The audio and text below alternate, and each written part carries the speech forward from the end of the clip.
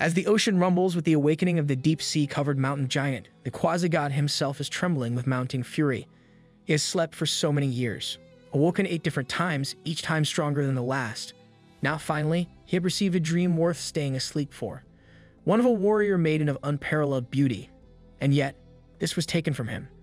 With the rage of 1,000 burning suns, the mountain giant screams ferociously while emerging from the water. The dude's tweaking over losing a wet dream.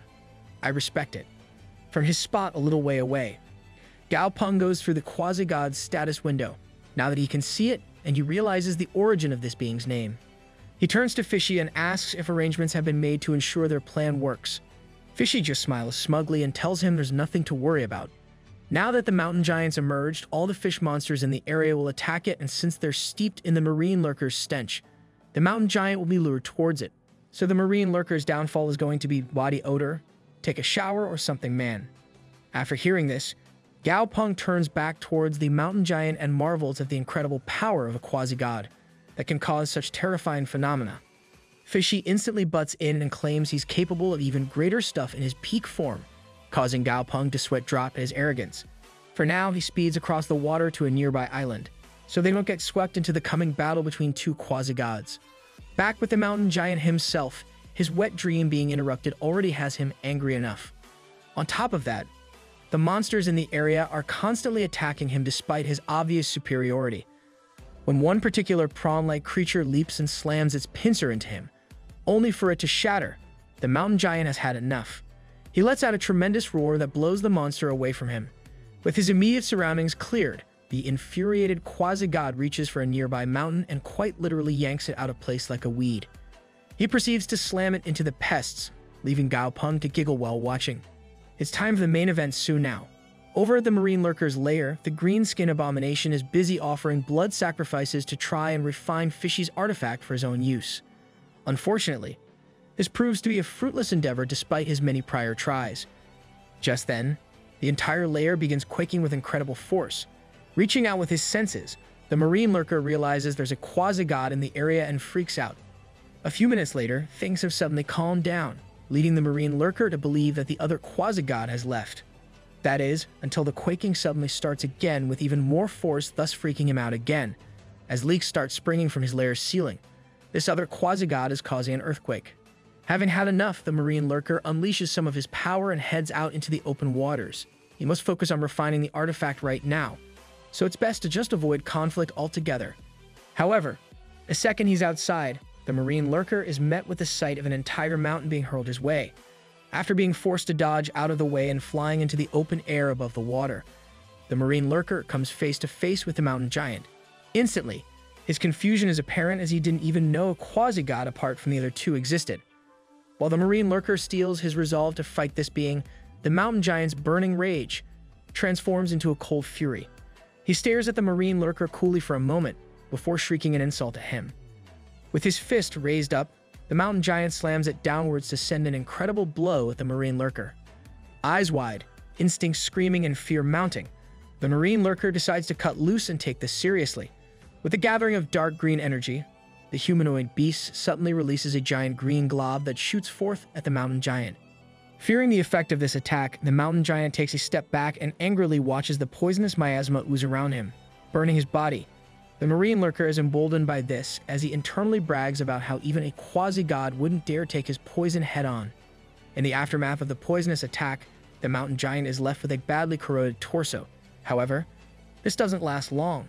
Just a moment later, he unhinges his jaw and water from all around him is pulled into his body with incredible speed.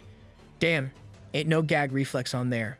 The marine lurker is left in shock as he watches the mountain giant's injuries heal at a rapid pace with the absorption of the water. If he can heal by absorbing water, this aquatic location practically guarantees he'll never be beaten. Dashing all over the place to avoid the mountain giant's water attacks, the marine lurker decides the best course of action at this point will be to just retreat. The mountain giant is having none of that though. With a simple but incredibly powerful clench of his fist, he pulls the ocean itself inwards to him, bringing the marine lurker with it. Realizing that speed alone won't get him out of this, the lurker prepares to use his spatial ability to get out of there. When he does this though, he feels a powerful resistance that makes it feel like he's walking through mud.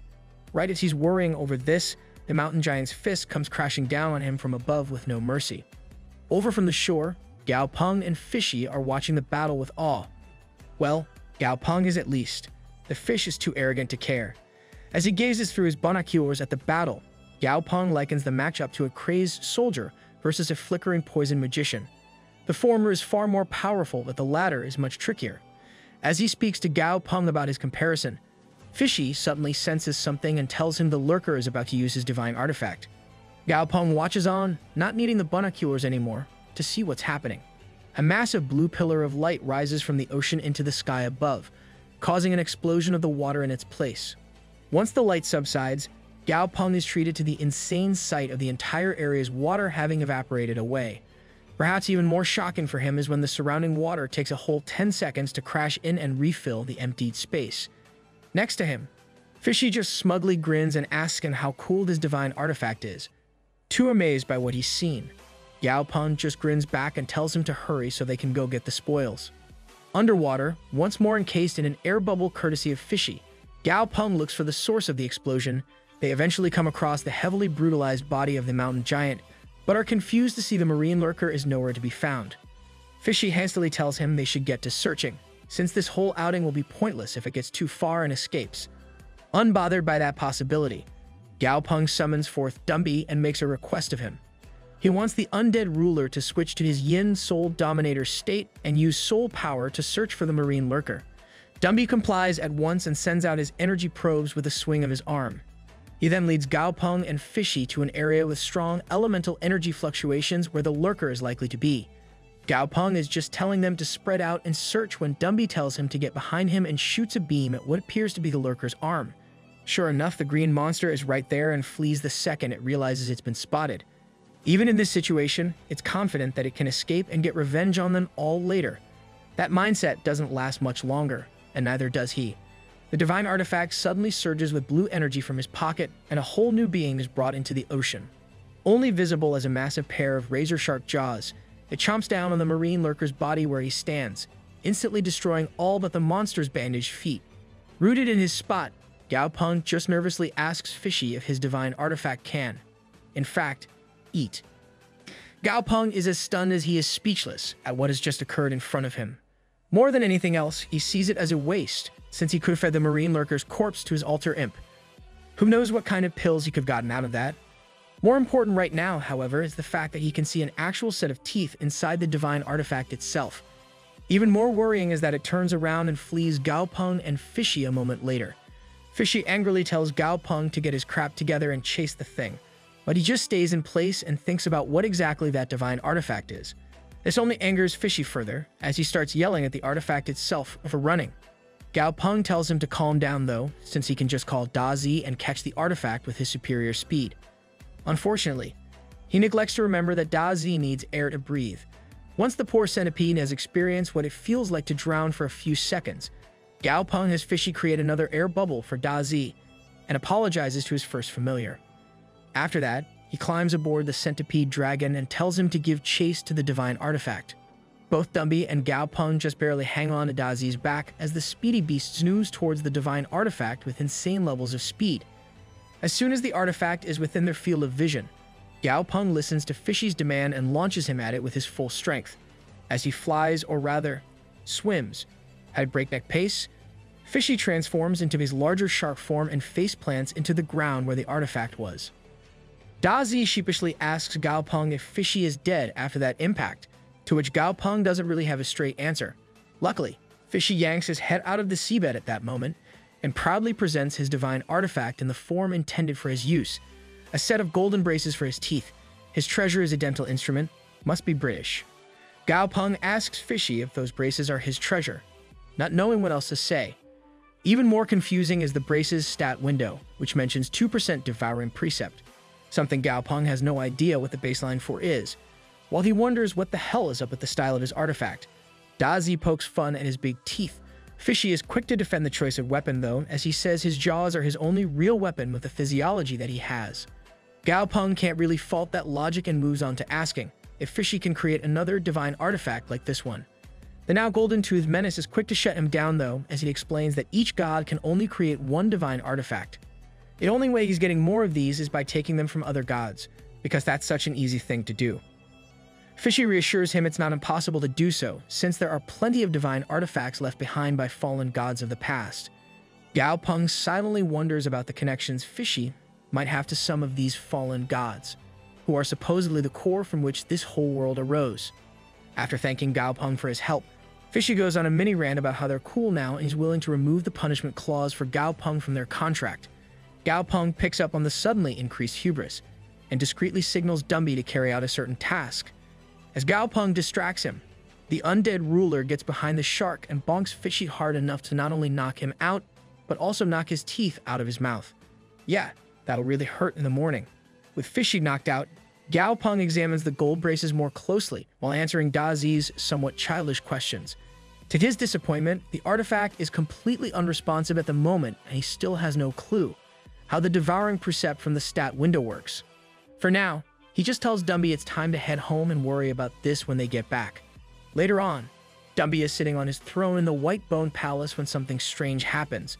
The divine artifact placed next to him suddenly comes to life and launches itself at him with its jaws wide open. Luckily, it turns out the divine artifact is just looking to get some head pats. Yes, that's right. The thing that sucked up the marine lurker is now a tiny adorable puppy. Sort of. While a little guy happily paws at Dumby's feet and wags around. Fishy finally wakes up from his Dumby-induced coma. The little aquatic menace instantly starts looking for his divine artifact, shooting across the throne room like a kid on a sugar high. Upon finally turning his sights to Dumby, he sees the creature and lets out a shocked gasp. He rushes to the artifact puppy with hearts in his eyes, only for the artipuppy to shy away from him. Dumby tells him that he passed out suddenly and none of them were able to wake him till just now. Meanwhile, artipuppy hides behind his legs. Fishy accepts his explanation since he doesn't really remember anything, but he does wonder out loud why the back of his head hurts so bad. Almost as though someone knocked him out. Yeah, because that definitely did not actually happen. Yup. Dumby smoothly thinks up a lie and tells him it's probably because of all the built-up stress from his recent activity and the excitement at getting his artifact back. This time, Fishy doesn't accept the explanation and demands to know why the artifact is with Dumby then, instead of him. Dumby just picks the thing up in a tight fist and tells Fishy it came to him on its own, before tossing it to Fishy. The marine familiar angrily chomps on it, while scolding it for going to another beast. Gao Peng walks in at that exact moment, right in time to see the artifact return to its form as Fishy's braces. Braces which he is all too eager to show off again. Gao Peng just says it's good that he's finally awake, since he wants to know what the divine artifact does exactly. When Fishy asks why he wants to know, Gao Peng just launches into an overly friendly reassurance about how he doesn't want the artifact for himself or anything. Fishy accepts this and explains that his artifact is known as the Sea Emperor's Devouring Teeth, which he created after hunting a peak-level quasi-god. Gao Peng gets stuck on that, questioning Fishy about being able to kill a peak quasi-god, and anger-ring the former god. He said God is quick to remind him that he was in fact a god back then. When Gao Peng comments on his current form not matching that kind of claim, Fishy turns his back in a huff. It's all Gao Peng can do to apologize and get Fishy to open back up. Fishy continues to explain that his killing of the quasi-god was little more than an accident, as was his ascension to godhood itself. If anything, his whole reason for wanting to be a god was because an older fish told him it'd make him omnipotent, and yet he couldn't even save himself, let alone others. Surprised, Gao Peng asks how even a life attribute god couldn't save them, prompting Fishy to launch into a lecture about the rules behind such things. To put it simply, those kinds of things are only achievable by beings of divine descent, not those of common birth like himself. In an attempt to steer things to a lighter topic, Gao Peng slyly asks Fishy what the story is behind him and the Stormwater Spider's mom. Oh hell yeah, this I have to hear. This only makes Fishy start sweating with traumatic memories and he rushes to the corner, refusing to answer any questions about such things. Yikes, bro's been through it. Gao Peng decides to get serious and finally asks Fishy about his friends who died and left behind divine artifacts. Fishy smiles at him coyly and tells him he remembers a place where his old friend might have stored divine artifacts. Before elaborating, he initiates a conversation with Gao Peng about how the Black Fog world came to be named as such, a god monster known as the God of Fog, as well as the Black Fog Dominator started a bloody war way back in the day. Due to his own actions, he was the first to fall in that war and leave his divine artifact behind. Now the general rule is that the foggier the area, the closer you are to the divine artifact. Gao Peng thinks about that for a moment and remembers that the thickest black fog is on the west side of this world, where monsters are rumored to never return from. He turns to Fishy and asks if he knows the one who built so many labyrinths in the southern area. Surprisingly, this confuses Fishy, as he remembers there only being a handful of labyrinths back in his day. Gao Peng goes on to explain how they work these days and just how common they are, specifically stone labyrinths. When he speaks of high-tier labyrinths, Fishy is reminded of a god he once knew, the Fat Golem Lord, also known as the Labyrinth God and Fishy's mortal enemy. From what Fishy remembers, the Golem Lord was still alive when he fell, so it's surprising to hear that he's probably gone. More important, however, is the fact that that must mean his divine artifact is up for grabs. As the two bump fists at this realization, Fishy tells Gao Peng that he knows many of the Golem Lord's tricks and secrets as his former mortal nemesis. As soon as he breaks through to the Saint tier, they can set out to get his artifact. Just then, the entire palace suddenly starts quaking violently. Gao Peng can sense the chaotic spatial aura being emitted and realizes that someone has broken through to a new tier. Sure enough, Gao Peng's conclusion is proven correct when Silly comes forth in front of them with some new additions to his form. His stat window appears, proudly showing that he is now a level 61 Emperor tier familiar. Gao Peng can only lament how slow the advancement of space-type familiars is in comparison to others. Hell, Goldie, Stripey, Frosty, and Da Z are already Overlord tier with Flamey not far behind. Silly is the only one left so far behind, the rate of his progression being no faster than the Dragon Ants. Regardless of all that, Gao Peng is intrigued by a new special characteristic in Silly's stat window. Outside the palace, Gao Peng floats above the ocean atop Da Z and tells Silly to test out his new abilities. First up is Spatial Flash, which is basically a teleportation skill. Upon seeing Silly use it, Gao Peng is rather underwhelmed as it only took him about 5 kilometers away, a distance that Slicey can cover in just a second or two at top speed. Even more disappointing is when Silly ends up exhausted after just a few minutes of continuous flashing. Continuous what now? That's not legal, is it? Gao Peng decides to look on the bright side, which is that Silly's portable pocket dimension space has increased to over 100 meters in height, enough room to store a whole-size food reserve inside, if so needed.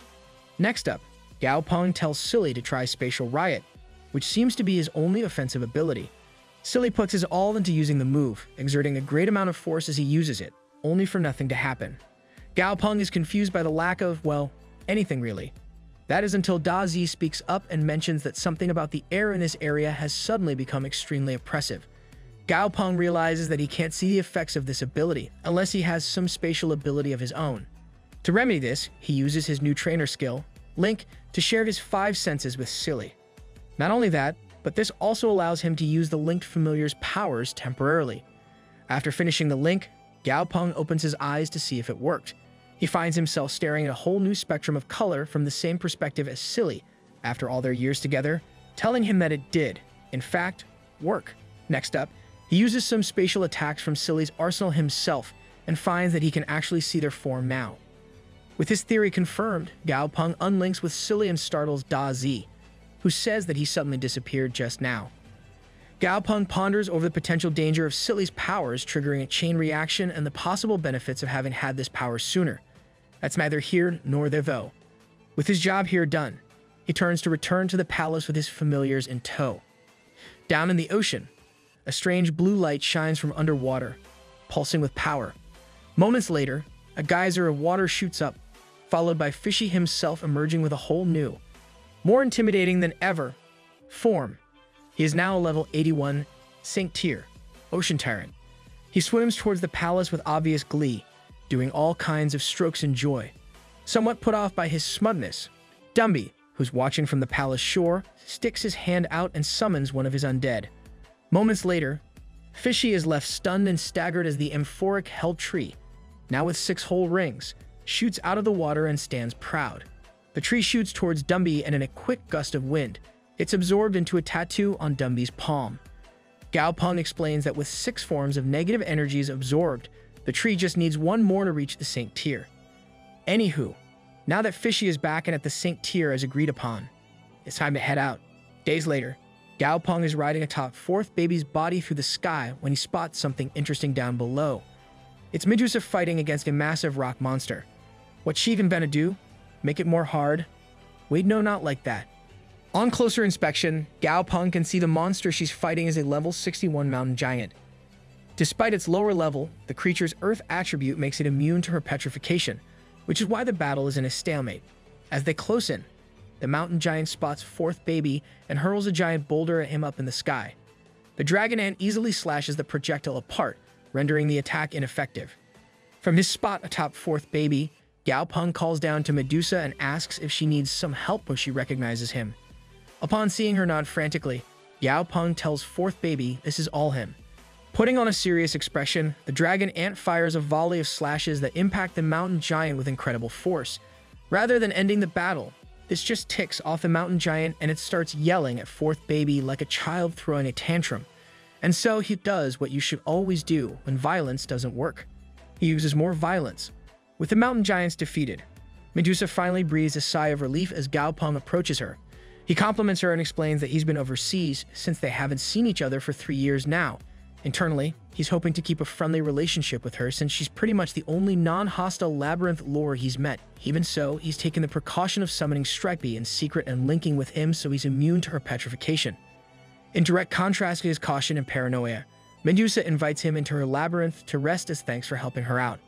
Gao Peng accepts this invitation while mentally celebrating, getting a chance to further his goals.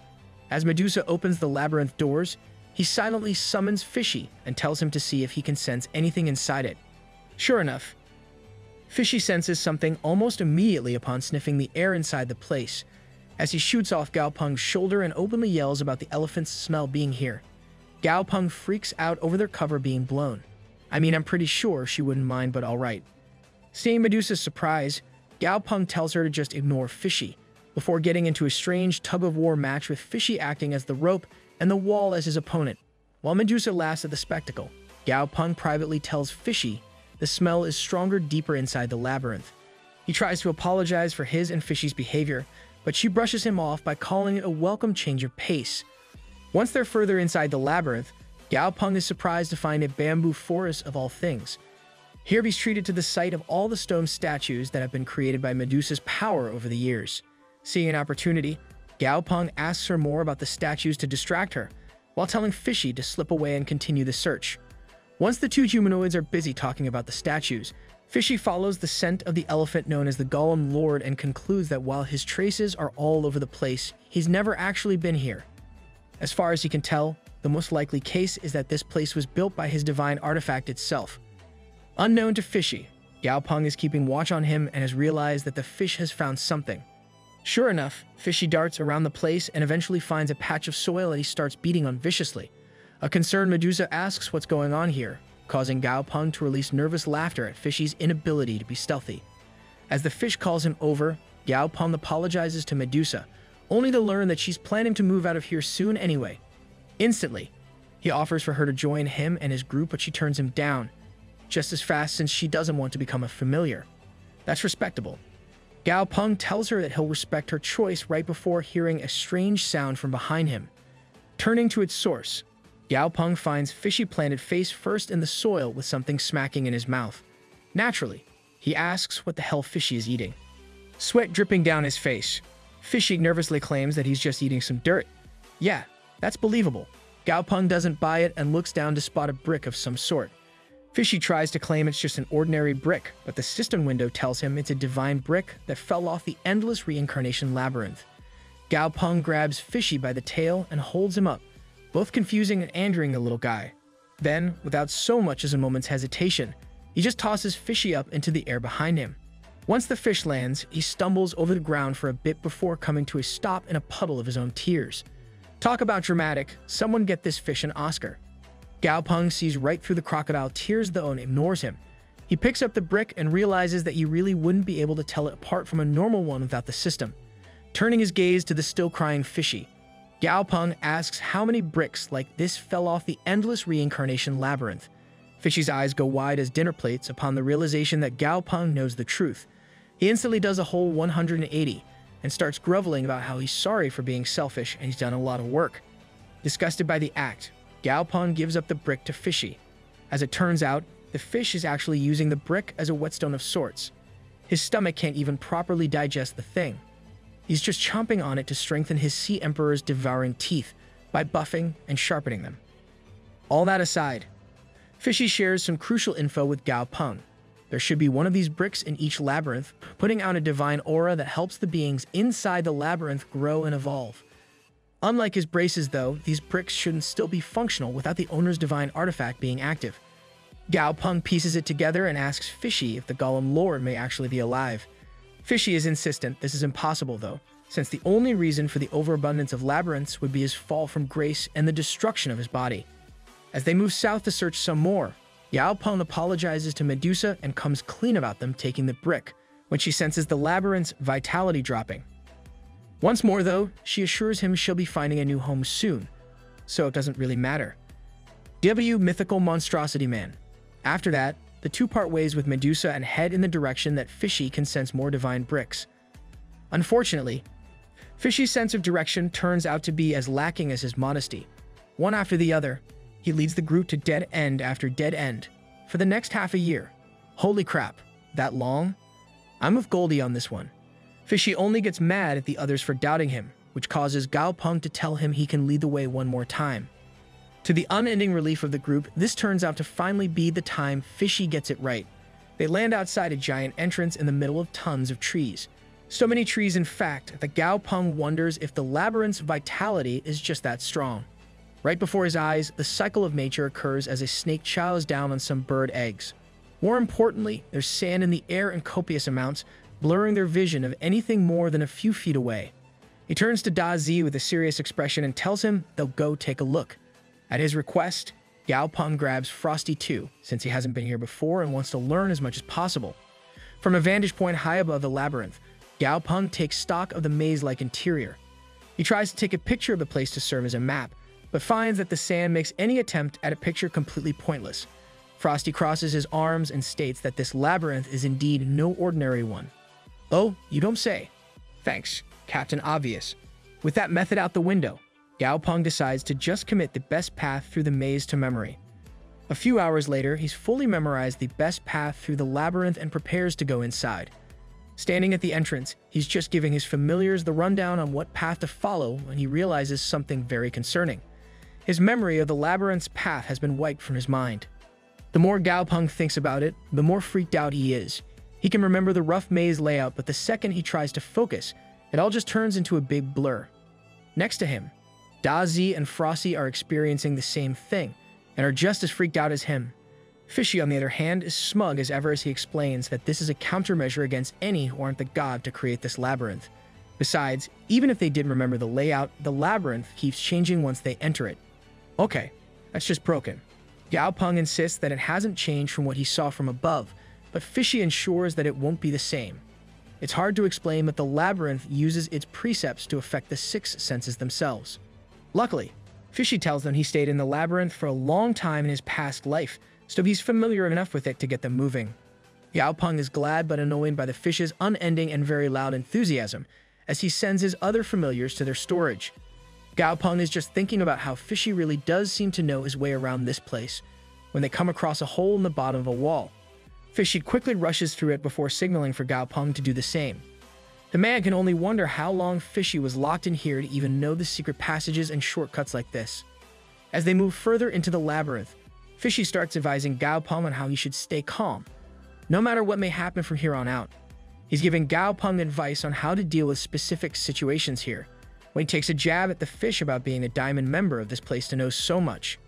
Fishy is, of course, quite offended by this and reminds Gao Peng that without all this power being restored, he may not be able to defend the trainer from any threats of the artifact's making. One thing that Gao Peng picks up on is when Fishy mentions that this labyrinth itself is an artifact all of its own. This prompts Gao Peng to try and examine it with his system, only to find the data panel failing to appear. Fishy tells him they're technically inside the artifact, but not quite its core just yet. Right as he's saying this, Gao Peng tries to warn Fishy of a monster approaching from behind him. The fish is way ahead of him though, and transforms into his shark form real quick, to turn that monster into a snack. Returning to his miniature form, Fishy praises the taste of monsters in here and warns Gao Peng to keep his words in mind. Gao Peng asks Fishy if they can link with his new technique, since he'll give him an extra layer of protection and merge their mental spaces. Fishy is quite heavily against this idea, as he believes that other gods will lose all respect for him if they find out he merged with a human. Gao Peng isn't about to be deterred though, and he forms the link in a sudden surprise attack. That's not funny at all. Consent's not a joke. Gao, old buddy, old pal. Upon entering Fishy's mental space, Gao Peng is amazed by the change in perception and the extreme confidence granted by the aura of Devour. When he activates their shared vision, he's even more surprised to find a ton of golden chain links floating around in the air around him. When he asks Fishy about these, the little guy gets mad and screams that those are precept chains. Yeah, because I totally know what those are. Turning his gaze to the golden glow on the labyrinth walls, Gao Peng realizes those are nets made of runes that protect the labyrinth. Further inside, the pair come upon the section of this place known as the Lightning Labyrinth. Fishy gets through this one in record time, bouncing off the walls at the exact right moments to avoid electrocution. Gao Peng almost feels sorry for how well acquainted Fishy is with this place. Next up is the Dark Labyrinth, a place completely devoid of light that has to be maneuvered with an insanely tough body, capable of withstanding the grinders all over the place. Either that or go in blind and place your faith in the Almighty. In the case of this labyrinth, Fishy doesn't have a way to get through, since back when he was a god he could just brute force through this place. Now though, he has no way to bypass it. Fishy tells Gao Peng that he can still try to see if he can tank his way through, since the defenses should have gotten weaker by now. Gao Peng stops him though and tells him there might be a better way. With a snap of his fingers, he calls forth Second Baby and has him use his eye power to light up the entirety of the Dark Labyrinth. Fishy is amazed by this, as well as shocked to see what he can recognize as the diurnal pupil. The eye of the great white dragon's Second Baby got this power from in the first place. Fishy recalls that when he and some others killed the god of fog, all those years ago, one of the ancient dragons had the diurnal pupil and was able to reduce the fog god's power by over 70% with it. Since this is the same power, he's not surprised it can pierce through the darkness. Gao Peng just smugly asks him how he likes this method and tells Fishy it's time to lead on. After moving forward for a little while more, the two turn left as per Fishy's memory. There, they find a large pyramid-shaped altar right in the center of the labyrinth. Even more curious is the absolutely gigantic coffin, sitting outside it for all to see. Fishy is practically giddy upon seeing the coffin, as he starts celebrating his enemy's demise. Just then, loud banging sounds start coming from inside the coffin itself. From his spot, Fishy is confused and asks if the coffin just moved. Sure enough, the lid suddenly starts coming off, causing Fishy's eyes to pop out in shock. Gao Peng's nose is choked with the powerful aura of death, and he asks Fishy what to do now. Fishy encourages him to escape now while he can, but Gao Peng has no intention of doing so. Instead, he calls out the one familiar he has, who knows all there is about using undead energy as his own. With Dumby now added to the battlefield, Fishy wastes no time in letting loose a massive water bullet at the coffin in front, shattering an invisible shield in the process. Some of the energy from the explosion of the attack flies over to them, prompting Dumby to jump in the way and protect his master. Rather than hurting him though, the flames seem to like Dumby. Internally, Gao Peng decides to link up with Dumby so that he can fight without fear of hurting his master. With that done, Dumby summons forth a massive javelin of bone and chucks it at the coffin as per Fishy's demands. This, however, has the effect of awakening the being within. From inside the coffin, the head of the obese elephant lord emerges as a level 90 Saint tier beast. Gao Peng watches as this head alone launches a gout of dark flames at his familiars. Fishy takes the brunt of it and finds it hurting far more than anything else normally would be able to. Gao Peng recognizes that the flames are similar to Dumby's own and tries to come up with a plan to fight it. Over to the side, Fishy is preparing yet another vortex, like the one that ended the marine lurker's life. At Fishy's yelled command, Dumby makes a move as well to try and distract the Golem Lord's head. He closes in and launches an earth-shattering kick into the body of the Golem Lord's head, revealing something to Gao Peng. The black flames do bonus damage against creatures that have obtained divinity. As the battle, or rather, the stalling continues, Gao Peng realizes they're in for a world of hurt if they stay here in enemy territory. He turns to Fishy and asks how much longer it'll take to charge up his attack. Fishy replies that it's nearly done, and he needs just a little more time. Over with the others, Dumby brings down a tsunami of his black flames onto the Golem Lord's head, before activating Bone Restriction Death Prison. With the Elephant Lord momentarily held in place, Gao Peng screams for Fishy to launch his attack now while they have the chance. Fishy just yells back and insists that this can't be rushed at all. if he wants it done right. Unfortunately, the damage is already done.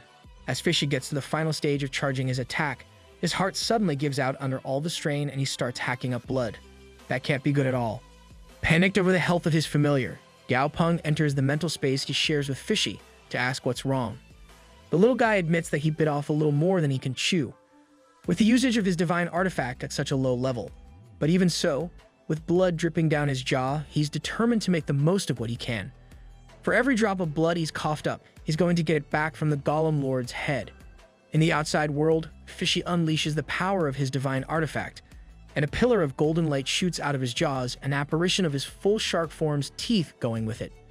As the Sea Emperor's devouring reaches the Golem Lord's head, a miniature golden version of the labyrinth appears right in front of the Elephant Lord. This miniature version's golden glow slowly recedes over the next moments, and the actual labyrinth around them starts crumbling, as well to mirror it. Gao Peng realizes that the golden version is the labyrinth's true form or core. As the clash between Fishy and the Elephant Lord continues, Fishy's attack just barely wins out, but is knocked off its original course. Instead of taking out the Elephant Lord, it just opens up a gash at the top of his skull. This only enrages the monster as he unleashes a ferocious roar, claiming that they're all going to die here. Gao Peng and his allies remain unintimidated though, his main concern simply being the heat from the burning of the divine blood. Good thing he linked with Dumby, or that would vaporize him. Even as the Elephant Lord begins breaking down, its power is still immense and it's prepared to end them all. Gao Peng warns Dumby about the beast's tusks as he goes to clash with it once more. Dumby just tells his master not to worry and moves into position. Then, he calls forth the apparition of the demon god and becomes covered in the massive spectral avatar form that he used once so long ago. With this, he clashes blows with the Elephant Lord, almost as an equal. Unfortunately, they aren't quite on the same level. Gao Peng can sense the difference between their levels and the toll it's having on Dumby. Even now, his soul power is depleting at a rapid rate, and his apparition is on the verge of destruction. Just as the battle seems lost, Fishy comes flying in from nowhere and yells not to forget him. As it closes in, the Elephant Lord tries to fire a devouring attack at Fishy, only for the little guy with an indomitable will to dodge it at the last second. He goes on to land on the gash in the Elephant Lord's skull and takes a look at the barrier, keeping it closed and preventing exposure to the outside world. Fishy has no intention of leaving it that way and flips around to crush the barrier to bits with a smash of his tail. With a window opened up in the barrier, Fishy quickly slips in and travels through the Elephant Lord's skull. As he moves through it, he gets to see disjointed images from the Elephant Lord's memories of his life, all scattered about in a strange manner. Fishy realizes the memories are so scattered because his godhood must have been shattered already, and that means that this head itself is just a residual consciousness born from the corpse. It's not even entirely real. Finally closing in on the core of the being, he's inside. Fishy is surprised to find a strange cloud of whiteness there. Not only that, several worm-like projections are coming out of its surface, seemingly begging for mercy. Fishy's all out of that stuff though. He decides he doesn't care what this thing is, he's just here to eat and crush stuff. And he's a lot of stuff to crush. Wait, what? On the outside, Gao Peng and his familiars watch with bated breath as the Elephant Lord's skeleton silently floats in place. The status window next to it only reads that the beast has been moderately injured. Right as Gao Peng is wondering what the hell is happening on the inside. Right as he voices this thought, the Elephant Lord's head suddenly drops from moderately injured to heavily injured. With this change in status, Gao Peng can only praise Fishy for whatever he's doing to make it happen. Inside, Fishy places his faith in Gao Peng to buy him just a little more time so he can finish this damn beast off. Gao Peng seems to get the message somehow and commands Dumby to use his black flame to attack the Elephant Lord. Dumby does so at once and shoots his hand out to attack the Elephant Lord. Right as he's getting in range though, the golden miniature version of the labyrinth leaps into the path of his fist and stops him in his tracks. Gao Peng is wondering how it can protect its owner without any commands from him, when the whole area explodes, blowing Dumby away through the air. Gao Peng screams out for his second oldest familiar and asks if he's okay, to which the undead ruler responds that he can still fight. Give this man a medal or something because he deserves it. Unfortunately, Dumby is unable to actually get back up thanks to the sheer exhaustion that's beginning to set in. Gao Peng comfortingly tells the big guy not to push it since he's used up so much soul power today. For now, he can just rest. With Dumby out of commission, Gao Peng summons forth Silly and tells him to use spatial rift in an attempt to disrupt the golden labyrinth. The floating jellyfish does just that, and it appears to be working as the labyrinth is twisted into an unstable form, though it's readjusting itself very quickly. Just then, Fishy comes flying out of the Elephant Lord's skull in his full shark form.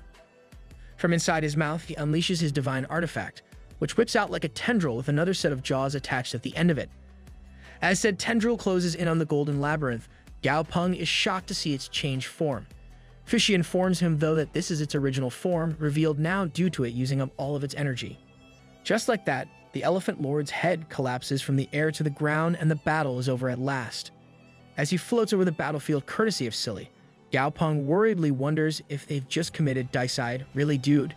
Now you think about that, Fishy is quick to butt in, though, and assures him that the thing they just beat didn't even have a proper divine soul.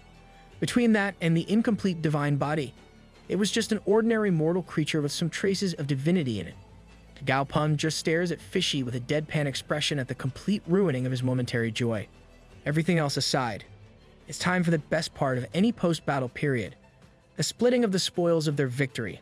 Fishy allows Dumby to take the first pick. After only a few moments of deliberation, he unsurprisingly picks the corpse of the Elephant Lord. That leaves the mini labyrinth itself for Fishy. He's just about to pick it up when Gao Peng butts in and grabs Fishy by a fin. He declares that his merging with Dumby was enough of a contribution to get him that labyrinth, making Fishy's jaw drop in shock and annoyance. Gao Peng assures Fishy, however, that he won't take what truly belongs to Fishy. When asked what that is, he says that it's the satisfaction and joy of getting his vengeance. That is some grade A horse crap, if I've ever heard any. Fishy feels the same way, all but petrified by that awful statement. Standing in place with the mini labyrinth now firmly in his grasp, Gao Peng realizes something important after reining in his laughter. He doesn't know how to make this thing acknowledge him as its new master. Fishy explains that as a non-monster with no elemental power and no precept to speak of, he can't control the artifact. Confused, Gao Peng wonders what he means by precept as he reads the item's status window. This artifact, known as the Endless Reincarnation Labyrinth, has a precept content of 7%. Whatever the hell it means. Gao Peng, upon realizing he can't actually make use of the thing, tosses it over to Fishy and tells him he can keep it after all. Fishy tells him that if he really wants to use an artifact, he'll let him when the two of them merge. Fishy goes on to add that the best way to use the Endless Reincarnation Labyrinth is to cultivate monsters. By that logic, Gao Peng realizes that the same must also apply to familiars. Fishy confirms this and goes on to explain how the artifact will become a proper giant labyrinth upon being activated and regaining its form. It'll then absorb all manner of elements from the air itself around it and form all kinds of environments and traps inside. Finally, the owner of the labyrinth can alter the elemental density inside to increase the speed of their familiars, strengthening. Stars in his eyes upon hearing all those features, Gao Peng asks Fishy to let him try it out here and now. Fishy just berates him for acting like a country bumpkin before giving in. He tosses up the artifact, allowing it to expand into a massive multi-story labyrinth of proper proportions.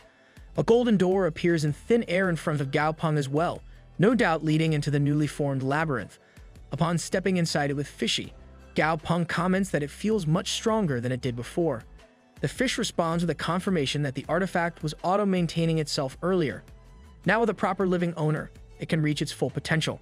Meanwhile, Gao Peng's mind has latched onto one particular aspect of this new addition to his arsenal. He finally owns his own house. Well, technically Fishy owns it, so yeah. After taking care of Gao Peng and explaining his labyrinth to him, Fishy is now standing with Dumby as he thinks about what to do with the Elephant Lord's corpse. Fishy tells him that the stuff is practically divine medicine for someone like him. Dumby brings his arm down to touch some of the spilled blood, and energy shoots all over the place. Dumby steps up to the massive hole in the elephant's skull and makes his choice. Turning around, he tells Fishy to take care of their master while he's gone. Geez, you think he's going off to war instead of like 5 feet away. Without waiting for a reply from Fishy, he coats his arm in wood and energy and leaps inside the corpse of the Elephant Lord. An annoyed Fishy makes his way back to Gao Peng, who starts asking where Dumby is. Fishy tells him the big guy is absorbing the energy from the elephant's corpse to upgrade. This gives Gao Peng the idea to use this time as a test run for their labyrinth. He calls out Silly, Dazi, and Goldie and tells them each to find a suitable area to go and absorb energy in. Once they've left, he ponders on the requirement of a divine artifact to have the power of law to be used to its fullest.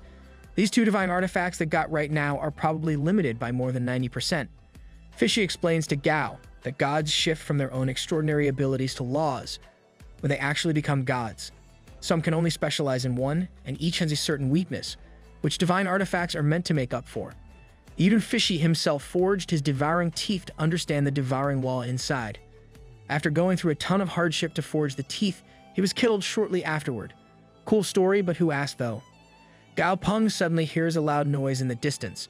Turning towards it, he asks Dazi to go have a look at what's going on.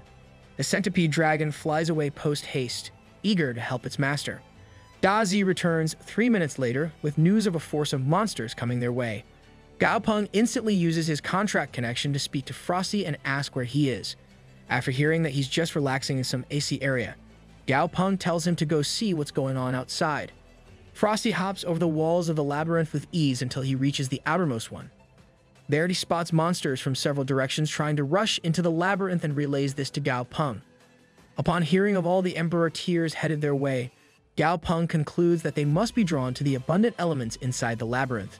Gao Peng doesn't waste a moment and tells his familiars to each choose 1 or 2 monsters and take them out.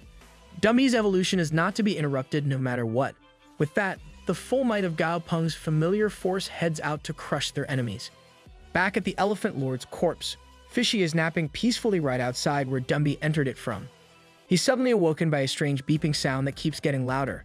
When he's no longer able to ignore it, the wall of the Elephant Lord's skull is suddenly blown outwards and a clawed hand grips at its edge. From inside, Dumby emerges, now stronger than he's ever been. As he approaches his family, Gao Peng is shocked to see he's shot all the way up to level 85 in the Saint tier. Even his amorphic hell tree has improved to level 81. Moreover, Fishy spots a strange glow on Dumby's right hand. Upon closer inspection, Fishy is flabbergasted to learn that Dumby has actually managed to deify his fingers. Looking at his familiar's new powered-up state, Gao Peng can only smile. It's finally time for them to go home. Moving away from Gao Peng's adventures in the Black Fog world, we take a look at how the normal folks aligned with him have been doing in recent times. In the desolate labyrinth of the Black Fog world, Shu Qingji has become the Explorer Union's Black Fog world person in charge. She supervises the Southern Sky Company's branch here in the desolate labyrinth, while other communes are left for others. As for Grandpa G, he's become the mayor of Yuzhou City after crushing all of his opposition after the previous mayor's 8-year term ended. As of present, it's been a year since anyone has even seen Gao Peng, causing her to wonder how he's doing. The employee interrupts her reminiscing with a report of some monsters from the Black Phoenix Mountain being spotted running towards the land of 1,000 streams just 3 days ago.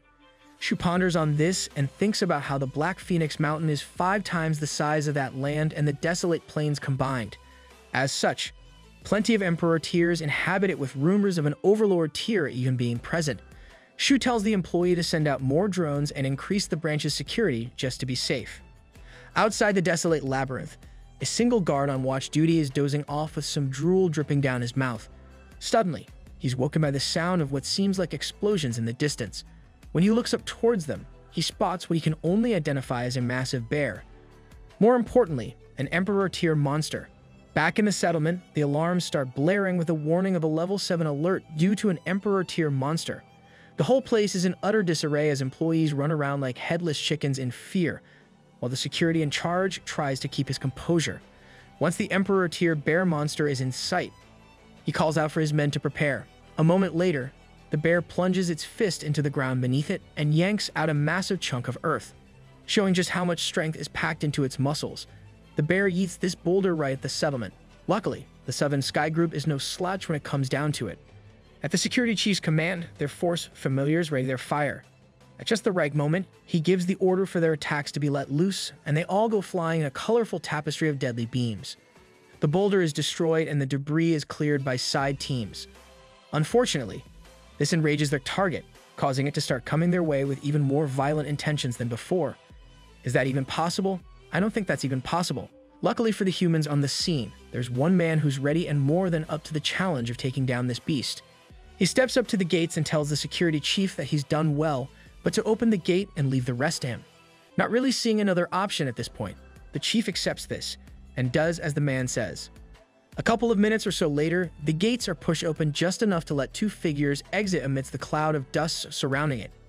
As they step further into the open, they are revealed to be the two animated statues that act as the guardians of Gao Peng's orphanage/academy for underprivileged children. As soon as their eyes open, the statues leap into action. One leaps high above the bear before coming down with his scythe to slash apart the monster's upper jaw. The next attacks his front with two swords fashioned for nothing less than killing, making their way into the bear's flesh. Just like that, the emperor-tier beast that had the entire settlement freaking out is slain. The man responsible steps away from the scene, with the two statues in tow. This is their master, the disciple of Southern Sky's mysterious heir himself, the rising star of the company, and captain of Southern Sky's second trainer squad, Li Junzong. Who? Oh, the orphan kid Gao Peng helped way back in the day. In the Black Phoenix mountain range, a giant white bird can be seen flying into a cave, where a much larger still bird rests. This bird is known as Lord Jiuyu. The conversation that follows between the two birds reveals Lord Jiuyu's hatred for humans, because they have continuously poached and slain monsters in its territory since their arrival 2 years ago. Enraged to hear what happened to the Emperor-tier bear it sent out as a scout, Jiuyu decides the time has come to take things into its own hands, or wings, I guess. Jiuyu takes flight and leaves its nest, gliding towards the desolate labyrinth at top speed. At the said location, Gao Peng has arrived and is being treated to a meal on the top floor of Southern Sky's hotel. While munching on some meat acquired from an overlord tier, Gao Peng praises Li Junzong for how much he's improved over the years. He encourages the young man to do his best and to continue doing what he's been doing. Junzong is quick to thank Gao Peng for all his training though, as he believes that's what got him so far. Those lessons instilled in his mind have been what made sure he knew what to do when he was in a sticky situation. Oh my lord, inner room already. That aside, he asks Gao Peng if there's anything important here that requires Gao's personal attention. The heir answers that he's really only here to see how the place has been developing. Secretly though, he's hoping to convince Fishy to leave a divine brick here, so that the base can become safer and more useful to the Southern Sky in terms of growing their power. Unfortunately, that does mean he'll only be able to use this place to access the features of the divine brick. Before he can fall too far down that rabbit hole of thoughts, Shu informs him there's something she needs to report to him. This labyrinth, from all their research, seems to have been protected by some mysterious power that disappeared without any trace just about half a year ago. Yeah, that totally has nothing to do with Fishy grabbing the divine brick from here. Nope, not at all. Nervously, Gao Peng tells her he'll follow up on that. Out of nowhere, an alarm starts blaring, startling both Li Junzong and Shu. Downstairs in the streets, people are confused as they think that the alarm should be blaring again, after the monster was killed just yesterday. Some are even suggesting going to the walls to check out what's going on. That all ends though, as they quickly come to realize just how many times the alarm has already blared, and more importantly, what it means. An overlord tier monster is coming their way. If the chaos from the previous day was bad, this is absolutely catastrophic, with people pushing each other all over the place to get the hell away from their impending doom. Upstairs, Li Junzong receives a text confirming that a bird-type overlord tier monster has come their way from the Black Phoenix mountain range. To Shu's concern, Gao Peng just continues eating, even if he has spit up considerably at this news. Upon realizing the terror in Shu's voice, he sets down his fork and asks her why there's so much fuss over a mere overlord. He gently dabs at his mouth with a napkin, while telling Shu she can't be alarmed at every little thing as a base leader. With a snap of his fingers, he calls forth Frosty and speaks to him about the current situation. As it happens, the overlord bird coming their way has some bad blood with Frosty, which is because they were neighbors way back in the day. With a smile on his face and a plan brewing in his mind, the Chibi Ice Lion decides it's time to pay his ex-neighbor a warm welcome and greeting. The overlord tier bird touches down outside the desolate labyrinth, while pondering over how this was once the desolate lion's territory. Now, however, it's become a human commune. Out loud, it wonders if that little kitty has become someone else's meal already. As luck would have it, Frosty comes onto the scene just in time to hear that comment and instantly gets annoyed. And so, he flies up into the sky with a flashy showing of his power and dresses the bird. Unfortunately, said bird has no interest in exchanging words. It instantly comes to the conclusion that Frosty has become the human's lapdog and accuses him of soiling the dignity of all monsters. That throws Frosty for such a loop that he almost doesn't respond in time, when the bird fires a torrent of literal fire at him. He's able to collect himself though, and can only scoff at the short as ever temper of his former neighbor.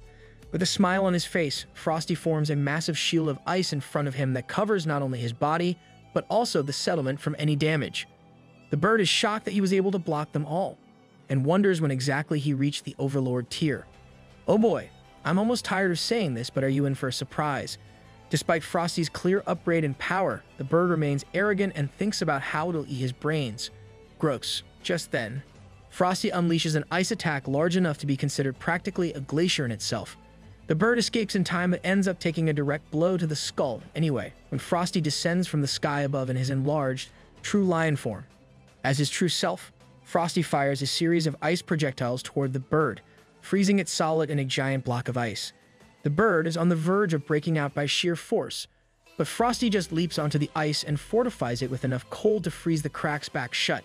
With the situation diffused, Gao Peng steps out of the main gates alongside Shu, Li Junzong, and several of the security force members. Gao Peng casually pulls an "I told you so" in regards to the food he could have eaten more calmly and come to deal with this later. Getting closer, he studies the trapped bird's stat window and finds that it's a level 77 Overlord tier Nethermost Peacock. As he studies its full abilities, Shu and Li behind him are awestruck by their hero, completely ignoring that the one to do all the work was actually Frosty. Yikes, that's gotta sting. Standing on top of his icy creation in his chibi form, Frosty notes that something about the movement inside it doesn't feel right. Just as he says that, the whole thing starts cracking apart, and the Nethermost Peacock is able to escape. Only then does Frosty realize that he underestimated the level of ice needed, since the peacock has obviously grown much stronger in the 1,000 years since they last met. You'd think he might have considered that beforehand. So much for being wise. Shu and Li are instantly on guard and about to panic again as they call for a retreat. But Gao Peng remains unbothered. Mentally, he commands Dumby and Goldie to act in the shadows and take this beast down. Sure enough, Dumby's hold over the undead shows itself a moment later, as the Nethermost Peacock is trapped in a terrifying illusion induced by dark energy.